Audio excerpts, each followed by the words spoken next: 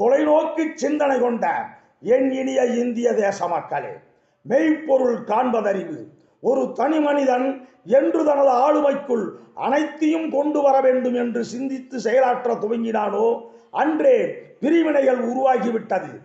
அந்த ஆளுமை பலகீனமாகும் போதுதான் தான் உருவாக்கிய கட்டமைப்பு தூள் தூளாகிவிடக் கூடாது என்பதற்காக ஒரு மாயை சக்தியை உருவாக்கி அதை நிஜம் என நம்ப வைத்து அதனை வலிமை பெற செய்து முடிவில் அதன் தயவில் அனைவரையும் மூளை செலவை செய்து அவர்களின் எண்ணங்களையும் மனதையும் முற்றிலும் ஆக்கிரமிப்பு செய்து தனது நிலையை சிறிது கால் புள்ளி அளவு கூட சரியாமல் நிலைநாட்டிக் கொண்டான்.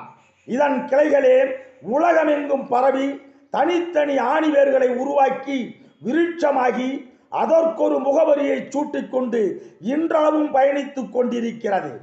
இதன் கிளைகளையும் இலைகளையும் கூட பழுதாகாமல் விழிப்புணர்வோடு பார்த்து கொண்டு ஆக இதன் நோக்கத்தை புரிதலோடு சிந்தித்ததின் பேர் ஆற்றல் தான் பகுத்தறிவு.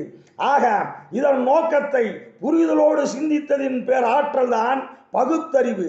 விழிப்பு நிலைக்கு அனைத்து தரப்பு மக்களையும் கொண்டு சென்று புதிய பரிணாமத்தை அவர்களுக்கு தோன்றச் செய்து புதிய பரிமாணத்தை அவர்களுக்கு தோன்றச் செய்து மானுடத்தை மானுட குலத்தை அதன் வாழ்வின் தரத்தை சமத்துவத்தோடும் சமதர்மத்தோடும் உயர்த்தி நிற்கச் செய்த தன்னலமற்ற